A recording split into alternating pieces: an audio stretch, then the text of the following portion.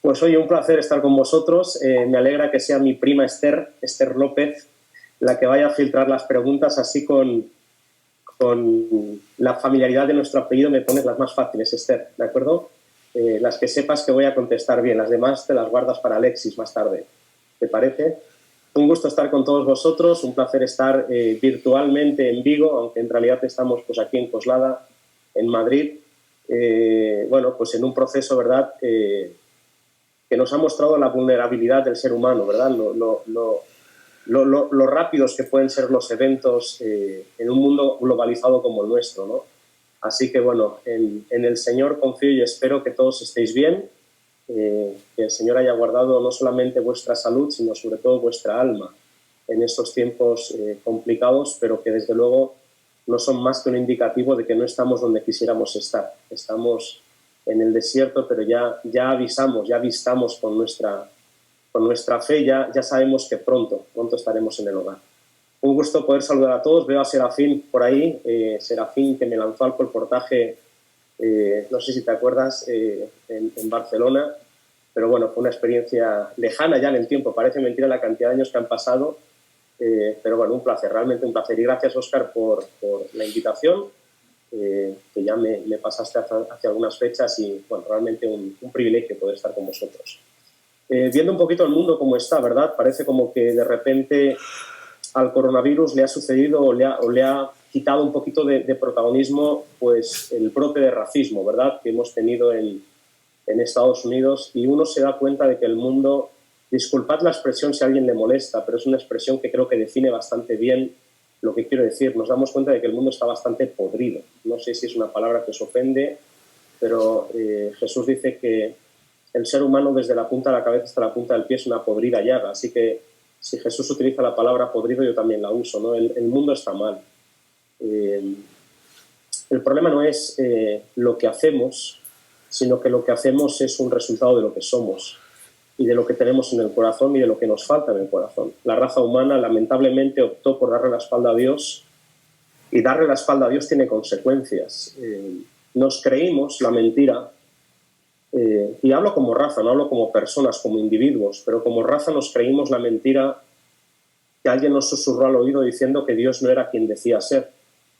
Y es que Dios dice ser amor y nosotros hemos optado por crear nuestros propios dioses. Y así nos va.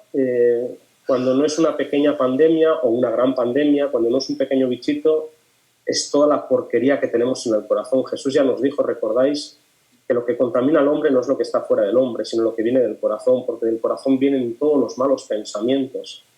Y es que mientras que el mundo clama, grita, llora y de alguna forma se manifiesta en contra del racismo, por otro lado, al lado nuestro y alrededor nuestro, crecen cada vez más las voces que señalan al extranjero, al inmigrante, culpable de todo lo que pasa en la sociedad. Así que mientras que por un lado, pues en las ciudades norteamericanas se dobla la rodilla para protestar sobre un mal pandémico, endémico en el ser humano, que es la tendencia a compararse con el otro y sentirse mejor que el otro, mientras que eso ocurre en una parte del mundo, en la otra parte del mundo cada vez más son los discursos nacionalistas, racistas, que van calando en la sociedad. Y es que estamos en un mundo en el que si no viene Jesús pronto, no lo vamos a poder remediar. No es la cultura, no es la educación, no es la política, no es la economía, no son las iglesias las que van a cambiar el mundo. Lo que va a cambiar el mundo es Jesús. Y por eso nosotros necesitamos mirarnos al espejo de la palabra y darnos cuenta de qué tipo de cristianismo estamos viviendo. Doy por sentado que estoy hablando con un montón de adventistas, así que simplemente si yo os hablo de la serie El Gran Conflicto, si os hablo de los 5 libros que van de patriarcas y profetas hasta el conflicto de los siglos, ¿verdad? Si yo os hablo de esa serie, 5 libros que escribió Elena White, doy por sentado que muchos los conocéis, muchos los habéis leído y de alguna forma conocéis un poquito la secuencia que manifiestan esos libros. Desde antes de la creación, recordáis, ¿verdad? Antes de la caída, lo que pasó allá arriba en los atrios celestiales cuando se halló maldad en el corazón de aquel querubín grande, protector, precioso que había hecho Dios, hasta que Cristo restaure todas las cosas al final del conflicto de los siglos. Así que doy por sentado, ¿verdad? Que conocéis los 5 libros de los que estoy hablando, 5 libros que suman miles de páginas, páginas preciosas que creo que a muchos de nosotros nos han inspirado y nos han ayudado a entender la historia detrás de la historia, ¿verdad? La historia que da sentido a la historia de la redención, a la historia de la salvación, de la cual somos en pequeña parte protagonistas, porque hemos elegido creernos aquello que no vemos para que algún día podamos ver lo que hoy creemos, ¿verdad? Os hago una pregunta, no hace falta que la contestéis porque sería incómodo empezar a quitar todos los silencios y poner micrófonos, pero si pensáis conmigo en cómo empieza esa gran colección de libros, las 3 primeras palabras de patriarcas y profetas, quiero que penséis conmigo, las 3 primeras palabras es Dios es amor. Yo sé que hay gente que se pone súper incómoda cuando empezamos a hablar de amor, y es que los pastores adventistas, ¿qué les pasa? Han perdido su identidad, ya no hablan de la verdad presente, ya no hablan de lo que tienen que hablar, ya no hablan de... Dios es amor. Dios es amor. Esto es lo que se puso en duda en el cielo. Esto es lo que se puso en duda. No, Dios no es amor. Dios es egoísta. Dios os oculta cosas. Dios no quiere que seáis como Él. Esa es la mentira que nos creímos. Dios es amor. Si nadie hubiera cuestionado esa verdad, no estaríamos donde estamos, ni estaríamos como estamos. Dios es amor. Miles de páginas después, y no estoy exagerando, miles de páginas después, imaginad la cantidad de palabras y palabras y de historias que caben en miles de páginas. Miles de páginas después, cuando termina el conflicto de los siglos, las últimas 3 palabras es Dios es amor. El gran conflicto en el que nosotros creemos, que le da sentido a nuestro movimiento como iglesia, que le da sentido a nuestro cristianismo, esa cronología bíblica que empieza con la caída y que termina con la redención, todo ese proceso en el que en medio está la cruz, es un desafío al carácter de Dios. Nosotros sabemos, más que nadie, como adventistas, que la ley de Dios es una revelación del carácter de Dios, es un espejo de su carácter, y esto lo sabemos. Sabemos que si el mandamiento es santo, justo y bueno, es porque Dios es santo, justo y bueno. Esto lo sabemos. Y Pablo dice que el cumplimiento de la ley es el amor. Que yo amo a Dios y es porque amo a Dios que guardo el sábado.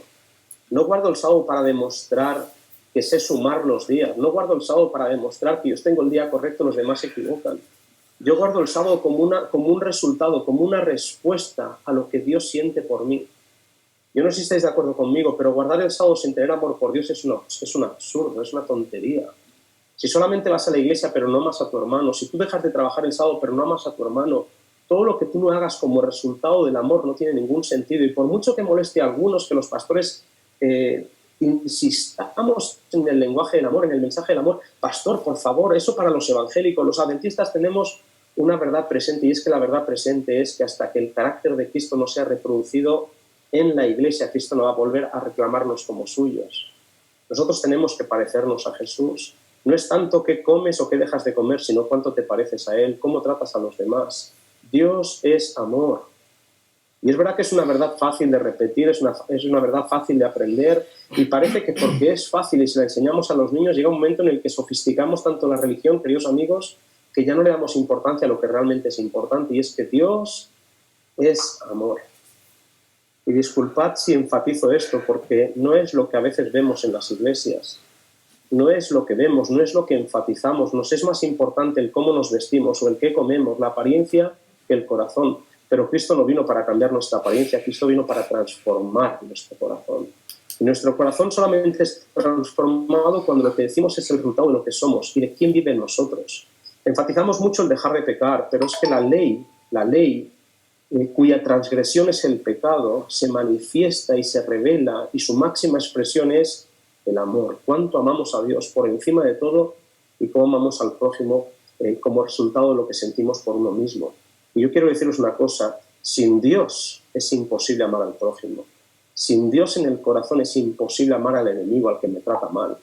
Por lo tanto, si el gran desafío del cielo fue Dios es amor, y durante miles de años, y esto es lo que llevamos, miles de años, el Señor ha estado en su máxima expresión en la cruz, donde queda revelada la máxima expresión del amor de Dios por la humanidad. Si durante miles de años Dios ha estado defendiéndose de forma silenciosa, sutil, plantando sus semillas de amor en el corazón de los creyentes, en algún momento, dice la hermana White, al terminar el conflicto de los siglos, toda la creación manifestará sin lugar a dudas que Dios es amor. Así que permitidme que os hable de ese concepto que me parece fundamental, aunque algunos insistan en decir que esto es leche espiritual. Yo no estoy de acuerdo y además puedo probarlo bíblicamente.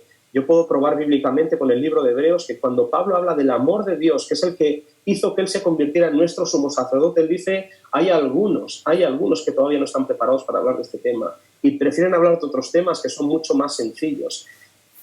Y el problema es que los que sienten que esos temas que para ellos son fundamentales son carne, no se dan cuenta de que esos temas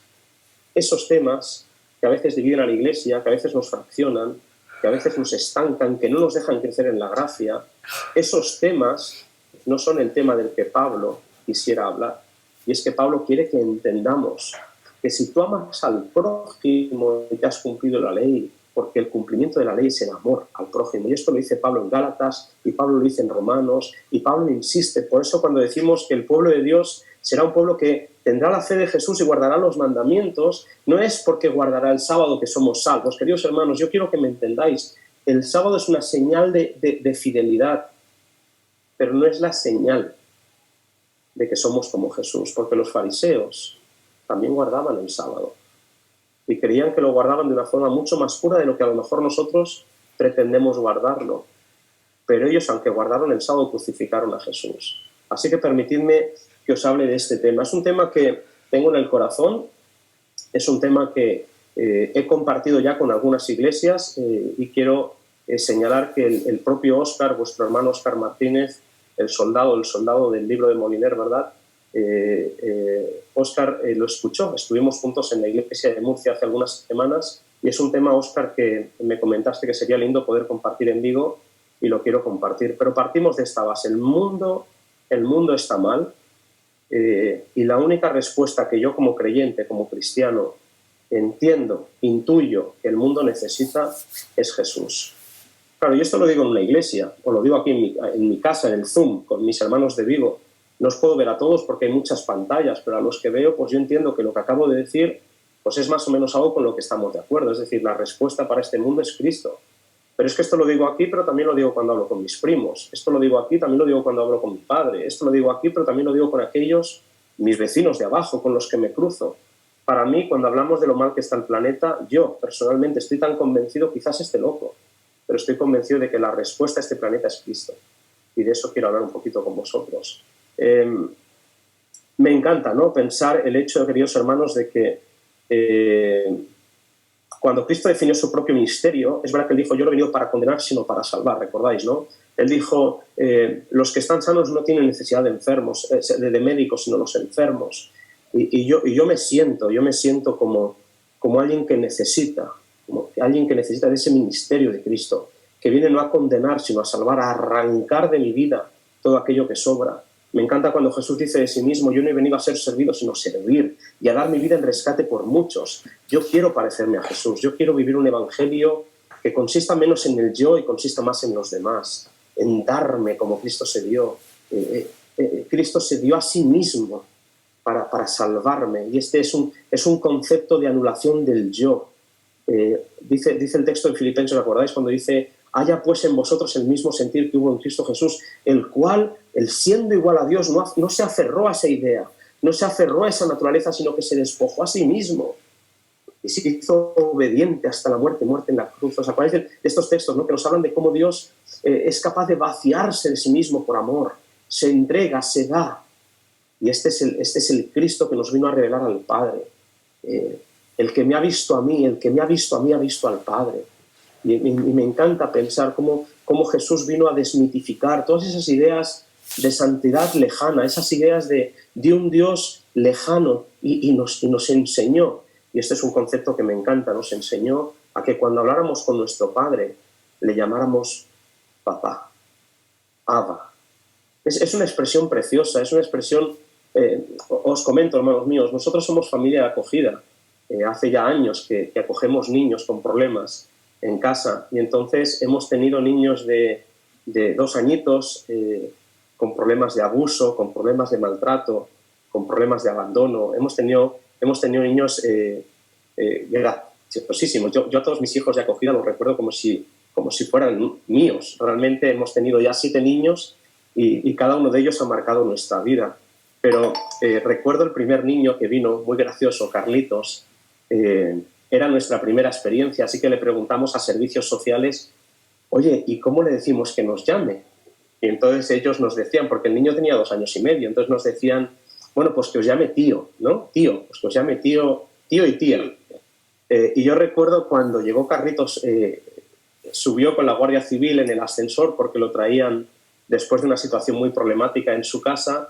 Cuando lo traían en el ascensor y entra Carlitos, nosotros vivíamos en aquel momento en Sagunto, y entra Carlitos por el piso nuestro, por nuestro piso, y el piso tiene un pasillo muy largo, y cuando pasa por el pasillo gira a la izquierda para ir al comedor, que es donde estaban, pues bueno, íbamos a tener la reunión con servicios sociales y con la policía y tal, y entonces pasa por la habitación de mis hijos, que en aquel momento eran más pequeños y tenían osos de peluche encima del armario.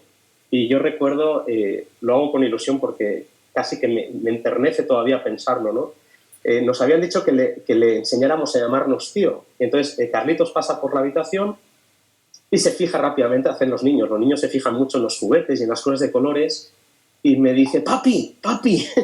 Acababa de llegar a casa y lo primero que me dijo fue, papi, muñeco. Me señalaba a los muñecos para que se los diera. Os digo sinceramente, cuando un niño que viene de grandes problemas, como era Carlitos, ¿no?, que había sido maltratado, disculpad que me entra una llamada, cuando un niño que ha sido maltratado, que ni me conoce, me llama papi, es una palabra que todavía cuando la recuerdo, disculpad, la anécdota que ha sido un poco larga, pero cuando yo recuerdo a Carlitos llamándome papi, yo siento, eso es lo que Jesús quiere que nosotros como hijos adoptados sintamos hacia nuestro Padre. Papi.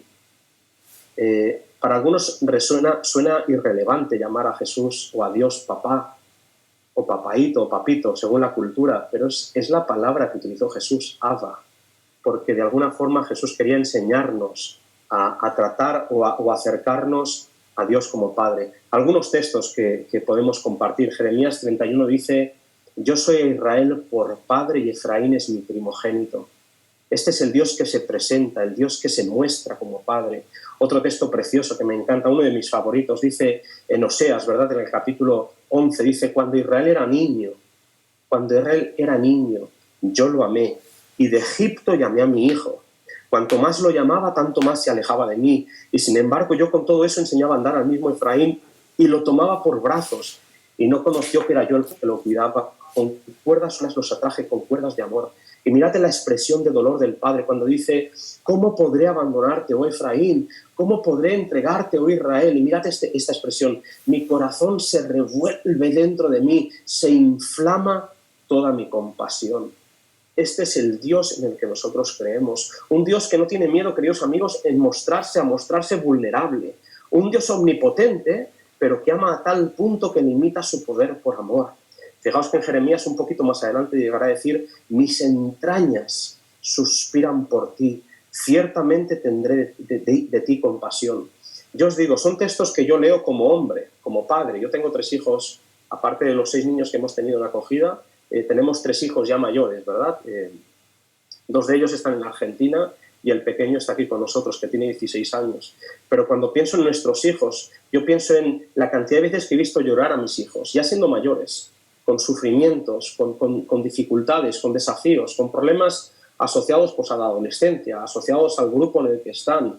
¿Cuántas veces he visto a mi hijo que ha sufrido un poquito de depresión pues, con ese dolor que no ha sabido ni siquiera a veces manifestar con palabras y que uno intenta ayudar y uno se da cuenta de que a veces es más fácil ayudar al que está fuera que al que está dentro de la casa? No sé si me entendéis. Pero yo a veces he sentido esas entrañas, ese dolor dentro, ese corazón que parece que me falta el aire, que se me va a parar. Y no estoy exagerando, a veces he sentido por mis hijos un dolor que no puedo describir, pero si yo lo siento, ¿cuánto más lo siente mi esposa? El dolor del que habla Dios es un dolor de útero. Yo no puedo sentir eso. Mi mujer los ha tenido dentro. Los ha acompañado 9 meses más que yo. Los ha sentido como parte de ella. Y si yo he llorado, y lo he hecho, y yo no tengo miedo a confesar que en alguna ocasión he llorado al ver dificultades por las que han pasado mis 3 hijos, no puedo ni imaginar el dolor por el que pasa mi esposa. Y sin embargo, Dios pasa un dolor mucho más intenso de que el que podamos pasar Nancy o yo. Sé que me estáis entendiendo, pero cuando Dios se manifiesta, cuando Dios se me muestra, queridos amigos, en la Biblia, Dios se manifiesta como alguien que ama desde dentro, que ama desde la entraña. No imaginamos el dolor que le ocasiona a Dios que nosotros como hijos le demos la espalda. No podemos llegar a entender el dolor que tiene Dios en el interior cuando maltratamos a un hermano, cuando tratamos a alguien mal, cuando nos consideramos mejor que el otro. Hemos hecho de la religión a veces una excusa para separarnos, para dividirnos, para fraccionarnos, pero eso Dios no lo acepta, no es la religión de Dios. En la religión de Dios no hay barreras, sino que hay perdón. Y Dios dice que desde la entraña intenta manifestarnos cómo se siente Él con nosotros, y es que se le revuelve toda la compasión, se le inflama todo el útero por el amor que siente por nosotros. Y me encantaría que nuestra religión consistiera más en sentir como Él siente, que en hacer las cosas como creemos que tenemos que hacerlas. No es tanto hacer, sino ser. No es tanto cuánto sabes, querido amigo, sino cuánto te le pareces. ¿Sientes el dolor de Dios cuando un hermano se equivoca? ¿O sientes más bien el deseo de generar justicia para que el hermano sepa cuánto se ha equivocado? ¿Cuánto nos parecemos a Dios? ¿Cuánto sufrimos desde la entraña por una humanidad caída? En fin, yo podría insistir un poquito más y podría enfatizar porque es algo que me duele. Yo mismo pienso, ¿no? ¿Cuántas veces he hecho lo correcto pero lo he hecho de una forma incorrecta, verdad?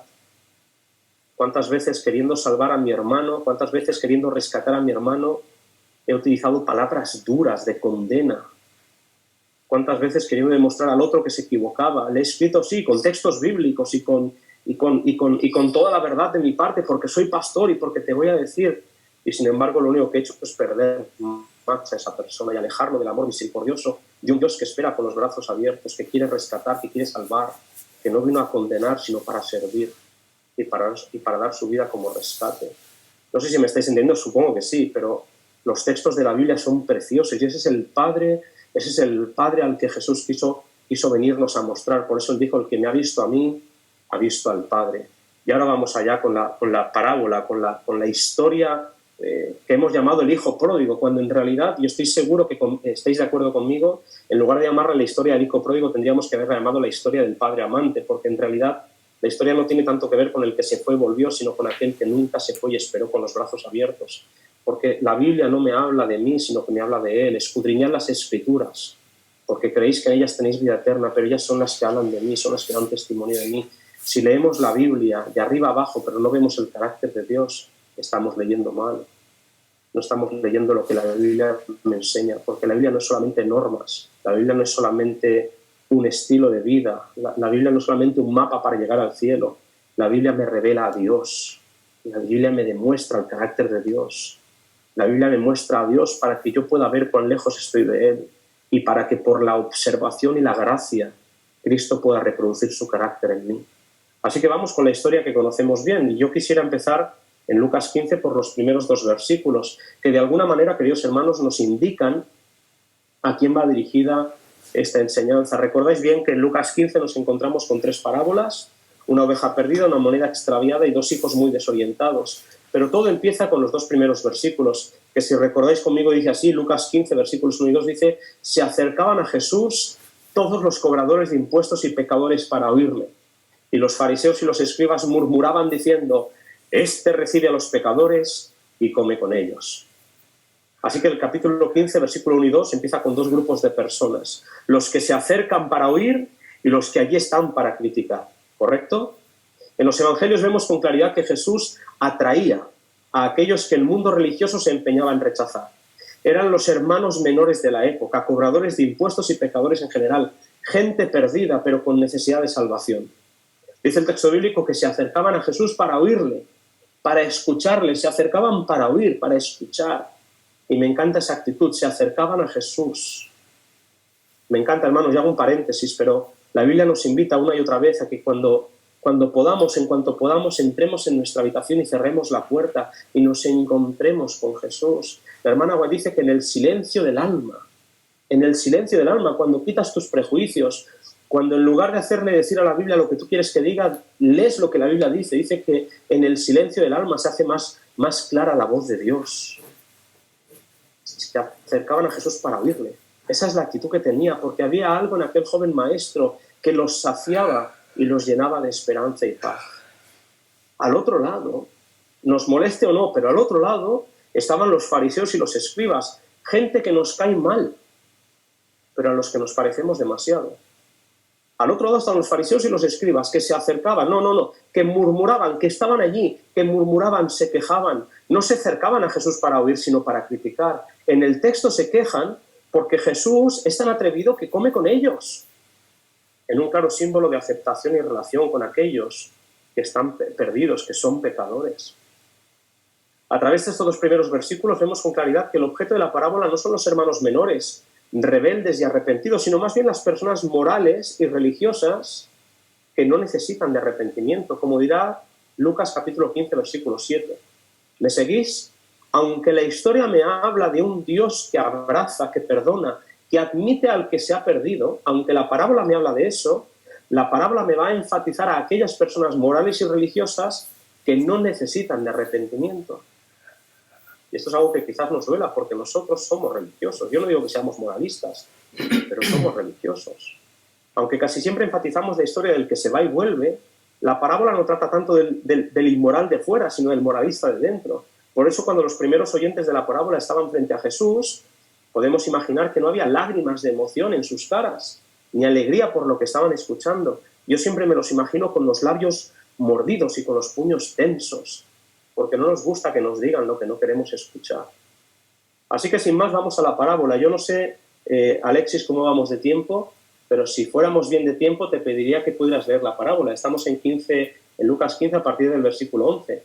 ¿Te parece? Me silencio, cambiamos de voz y te permito leer la parábola del 11 hasta el final. Dijo, un hombre tenía 2 hijos, y el menor de ellos dijo a su padre, «Padre, dame la parte de los bienes que me corresponde», y les repartió los bienes.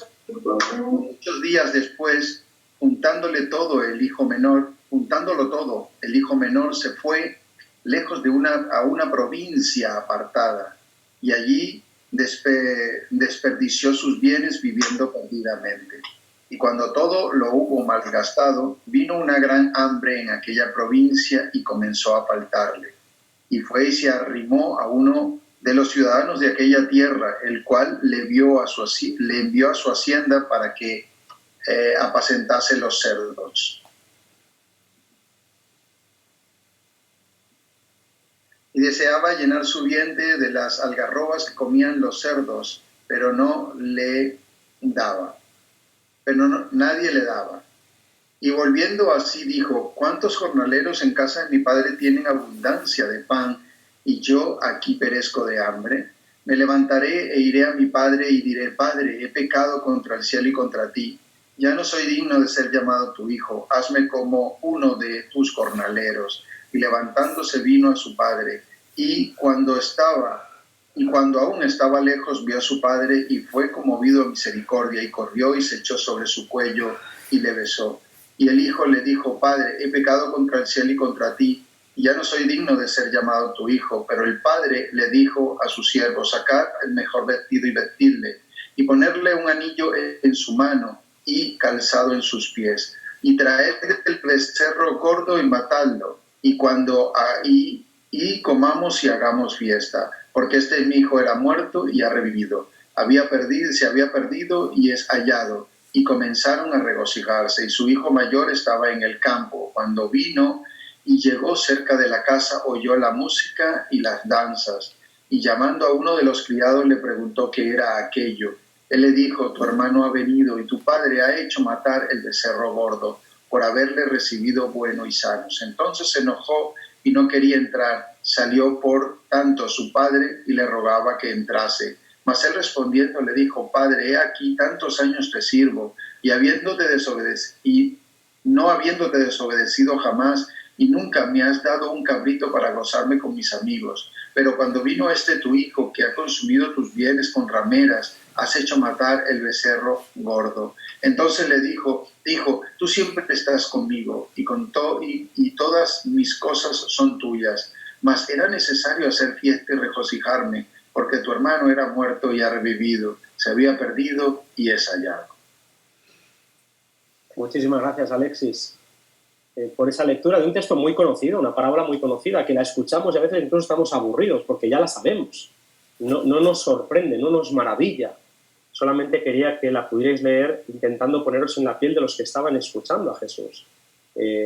Para cuando Jesús cuenta esta parábola ya ha contado otras dos parábolas con final feliz, dos parábolas que han puesto nerviosos a los fariseos, y sin embargo lo peor estaba por llegar. No sé si me entendéis, pero la parábola de la oveja perdida está perdida, la encuentra, la moneda perdida la encuentra, porque a los fariseos en un sábado no tendrían problema en ir a buscar la oveja, y en un sábado no tendrían problema en rebuscar toda la casa para encontrar una moneda, porque para algunos religiosos es más importante lo material, lo que tenemos, que las personas que se nos pierden. Pero la tercera parábola no se conforma con decir que se fue y volvió, sino que encima va a señalar la actitud del que nunca se fue.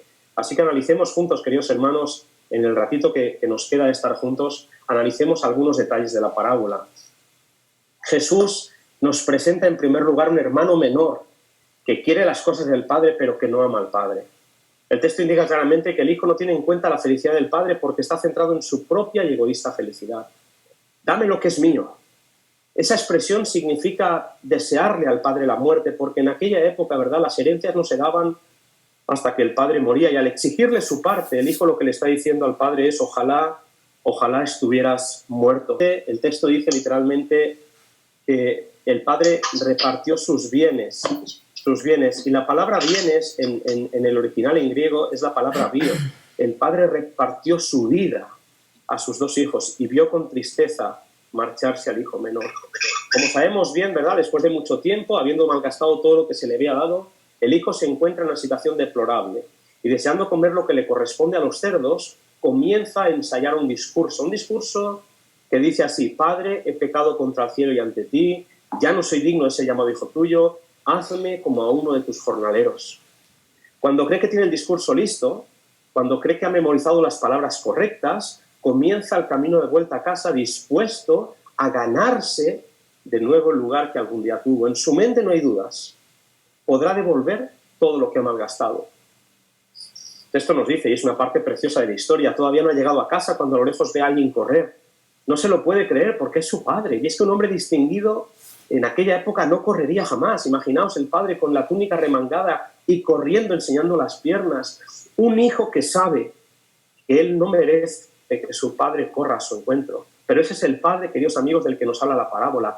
El padre que corre, el padre que abraza, el padre que interrumpe el discurso del hijo. Porque es bonito pensar que él nos quiere enseñar que su hijo no será perdonado por el discurso que ha preparado, sino por la gracia del Padre que ama. Comparad, queridos amigos, comparad el discurso que el hijo ha repetido con el discurso que finalmente el hijo suelta, y veréis que el discurso se ha interrumpido, porque Dios nos quiere enseñar que si Él nos perdona no es por lo que nosotros hemos preparado, no son por las palabras correctas que decimos, sino porque Él es amor y nos salva. Él es el que tiene el primer paso, es el que corre a nuestro encuentro.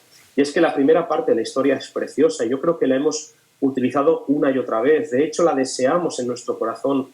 Los que somos padres o madres, los que hemos visto marchar a nuestros hijos, los que hemos visto como nuestros hijos se han alejado de la iglesia o se han alejado de Dios, vemos esta primera parte de la parábola y, lo queramos o no, nos emociona, porque es que el padre acepta al hijo, el padre cubre su desnudez, el padre lo viste con el mejor vestido, sacrifica un becerro engordado y prepara literalmente una fiesta con música y baile para mostrar la felicidad de un padre cuyo hijo estaba muerto y ha revivido, se había perdido y ha sido encontrado. No os voy a poner nerviosos, queridos hermanos, no pretendo hacerlo, ni he pretendido hacerlo en ningún momento de toda esta historia, pero un detalle que siempre me ha llamado la atención es cómo será el baile en el cielo. no es que a mí me apetezca bailar, porque además soy súper torpe, no tengo ninguna inteligencia kinesética, no tengo ninguna inteligencia para el movimiento corporal. Pero, ¿qué será esta fiesta, ¿no? Este sonido a baile que el hermano mayor escucha y le pone nervioso. A mí también me pone nervioso ciertas cosas porque ya tengo una cultura religiosa determinada, pero parece que Dios está muy por encima de mis nerviosismos y de mis situaciones, ¿no? Preparad música, me encanta, y comenzaron a regocijarse. Nos encantaría, no sé a vosotros, hermanos míos queridos, pero nos encantaría que toda la historia terminase aquí, con un mensaje principal, ¿verdad? Es que la gracia y el amor del Padre cubren cualquier pecado y ofensa, pero lamentablemente esta historia tiene una segunda parte. Aunque preferimos los finales felices, pues un pastor feliz porque ha encontrado su oveja y una señora contenta porque ha recuperado su moneda, en esta tercera parábola no me habla del hijo que se fue, sino del que no quiso entrar a gozar de la fiesta del Padre. El texto me presenta a un hermano mayor furioso. Mirad el versículo 28 que ha leído el pastor. Entonces se enojó y no quería entrar. Salió por tanto su padre y le rogaba que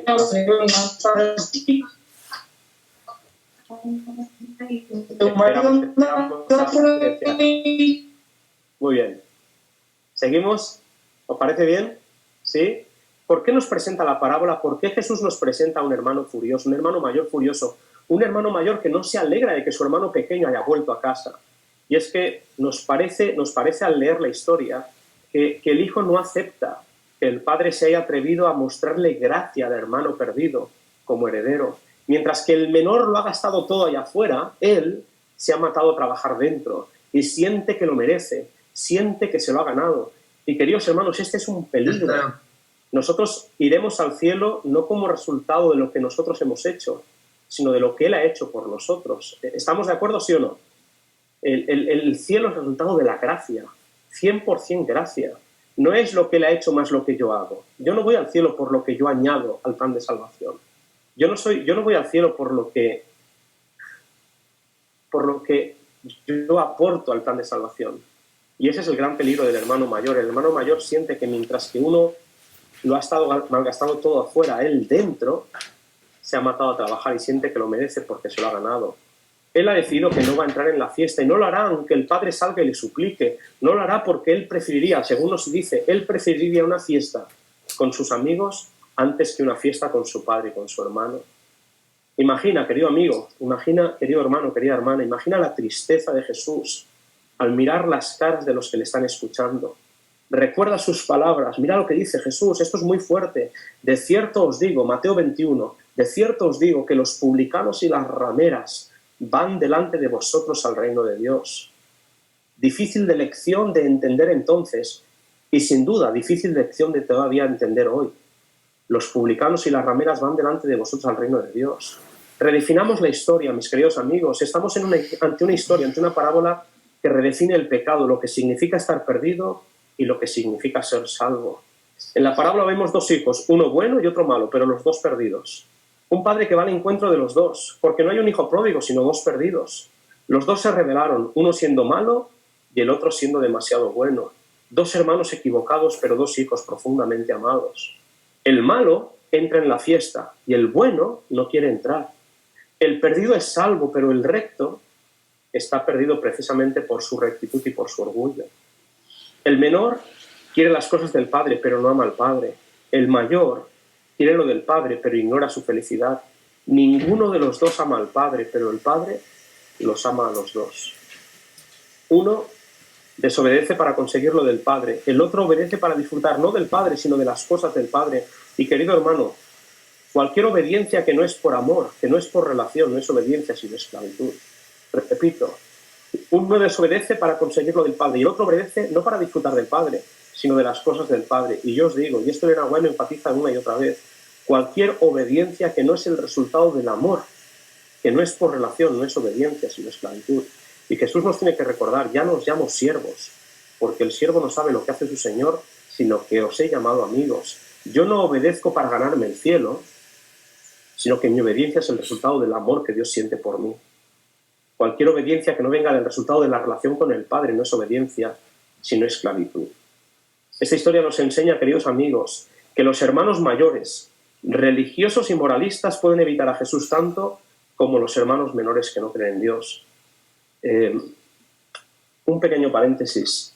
Hay miradas entre nosotros que no vienen del cielo. Hay actitudes, hay palabras, hay formas de hablarnos que no son un reflejo de lo que Dios es.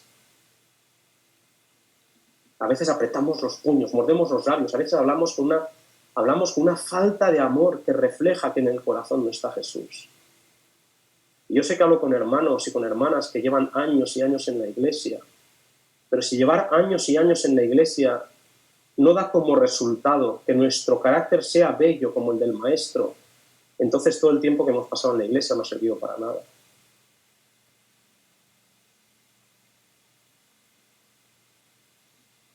Jesús dijo: yo no he venido a traer paz a la tierra, sino espada. Y es que el texto bíblico no me deja indiferente. El texto bíblico no hace que yo me siente cómodo en mi silla y sienta que ya está, que ya lo he conseguido. Si yo manifiesto las actitudes del hermano mayor, disculpad que me siguen llamando, si yo manifiesto las actitudes del hermano mayor, es porque no he entendido lo que significa ser salvo. Y porque creo que porque hago lo correcto, porque estoy en el sitio correcto, porque guardo el día correcto, porque como lo correcto, tengo derecho a maltratar a los demás. Eso no es bíblico, eso no es correcto. Y eso es algo que deberíamos considerar cambiar. Repito, la historia nos enseña que los hermanos mayores, religiosos y moralistas, y ahora escuchad, pueden evitar tanto a Jesús como los hermanos menores que no creen en Dios. Elena White dice una frase, hermanos, que a los adventistas nos debería hacer temblar. Él dice: mientras que las religiones nominales por una parte han olvidado o han perdido de vista la santidad de la ley de Dios. Escuchad lo que dice ahora. Nosotros, hablando de nosotros, por otro lado, hemos perdido de vista a Jesús. Los hermanos mayores corren el riesgo de estar en el lugar correcto, haciendo lo correcto, pero no teniendo una relación con aquel que le da sentido a su religión. Mientras que las religiones nominales, Fe y Gracia, primer capítulo, Fe y Gracia, primer capítulo, ella dice: mientras que las religiones nominales han perdido de vista la santidad de la ley, nosotros hemos perdido de vista a Jesús. Y es que hay actitudes en la iglesia que no reflejan el corazón y el amor de Dios por sus hijos. Aunque el hijo mayor se quedó en casa, en realidad estaba más distanciado y lejos del padre que su hermano, ya que él no veía su estado, no reconocía su necesidad de salvación. En la historia, el caso desesperado no es del que se va, sino del que nunca se fue. Y quizás pienses, querido amigo, que estoy pensando y que estoy hablando de irse de la iglesia, que es mejor irse, perderse y algún día volver. Pero no es de lo que habla el texto, y quiero que escuches bien. Los dos, tanto el que se fue como el que se quedó, los dos estaban perdidos. Y solamente, querido amigo, el amor del Padre los puede salvar. Si tú estás en la iglesia, no por Él, sino por ti, estás perdido. Si tú eres cristiano por lo que Dios te ofrece y no por lo que Dios es, estás perdido.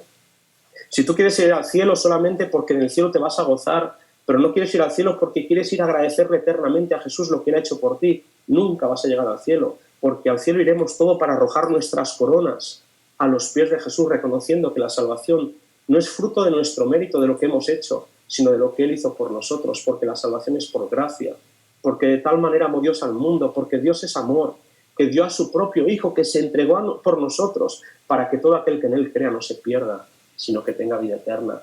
Querido amigo, la religión no consiste tanto en lo que nosotros somos, en lo que nosotros hacemos, sino en lo que Él hizo por nosotros. Y yo quiero terminar, podríamos señalar algún texto más, pero quiero terminar diciéndoos, queridos hermanos en Vigo, hace ya 2000 años que Jesús contó esta historia que conocemos de memoria, nos la sabemos toda.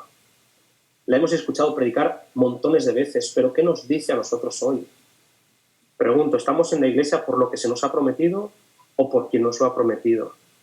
¿Consiste nuestra religión en hacer, trabajar, merecer, obedecer, comer o en amar, servir y perdonar? Repito, ¿consiste nuestra religión en hacer, trabajar, merecer, obedecer o en amar, servir y perdonar? Ojalá que Dios nos ayude a conocerlo cada día más, que ese Dios Padre, cuyas entrañas se revuelven dentro de Él, que se inflama toda compasión, ese Dios al que observamos, al que admiramos, al que contemplamos por la fe, ojalá ese Dios reproduzca el carácter de Él mismo en nosotros, para que la gente pueda decir de nosotros, se nota que han estado con Jesús. Este es mi deseo, queridos hermanos, que seamos cada día más parecidos a Él. Que Dios os bendiga y que tengáis un lindo sábado. Amén.